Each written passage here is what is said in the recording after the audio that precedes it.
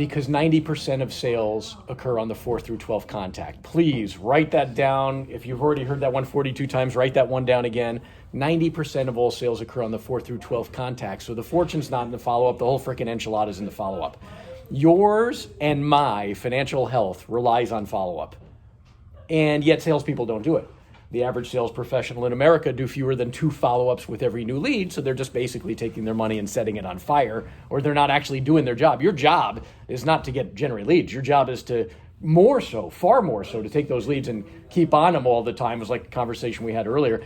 Because if you just keep them on, and by the way, how do you keep on them? It's not you're grinding them for business. You're just staying in their face all the time with love, with politeness, with respect. If they want to opt out, they can.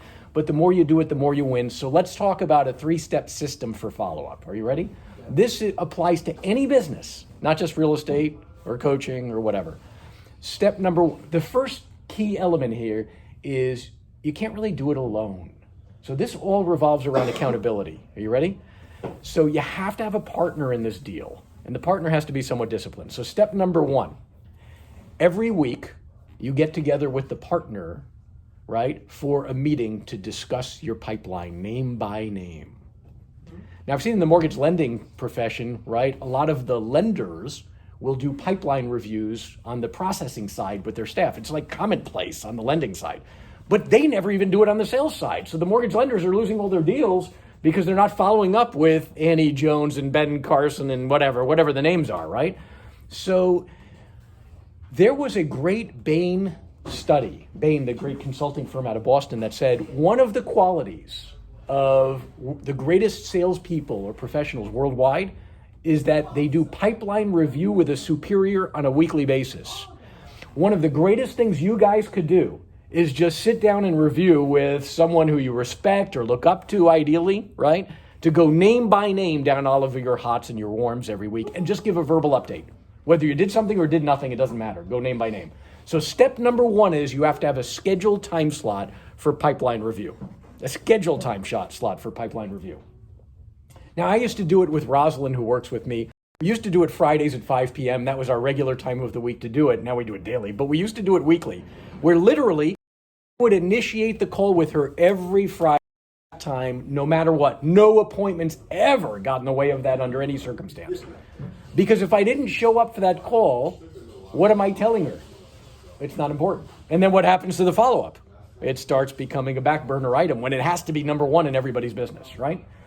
So number 1 is that call or meeting every week at the same time.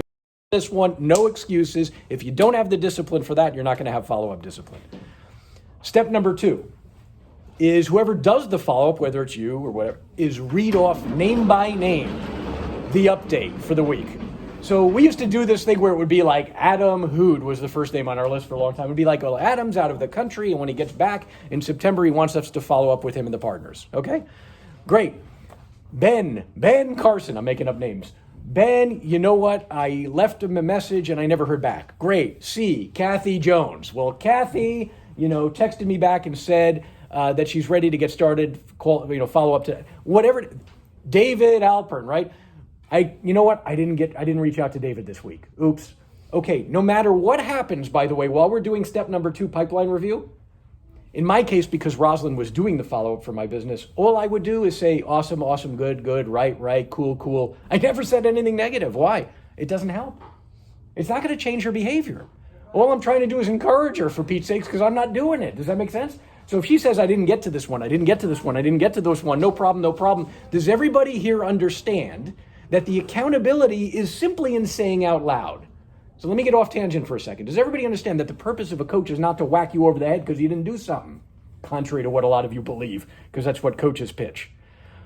The greatest accountability is in you just verbalizing in front of somebody else what you're doing or not doing. That's all you need. You get the drift. If you have any desire, you're going to react and respond. So whenever Rosalind would say, I didn't get to this one, what would happen over the next week? She would go chase those down because she didn't want to have to say the same thing next week. I didn't have to do anything negative. I just have to say, awesome, got it, okay, makes sense. Good job. Oh, this one closed. Awesome, wonderful. That's it. That's step number 2 is name by name verbal review. Got it? Step number 3 is we have to add names to the list. You and I are actively seeking warm or hot leads to throw into the pipeline so the list just gets bigger and bigger, if that makes sense. When do we take somebody off the list? When somebody says no or yes. That's it.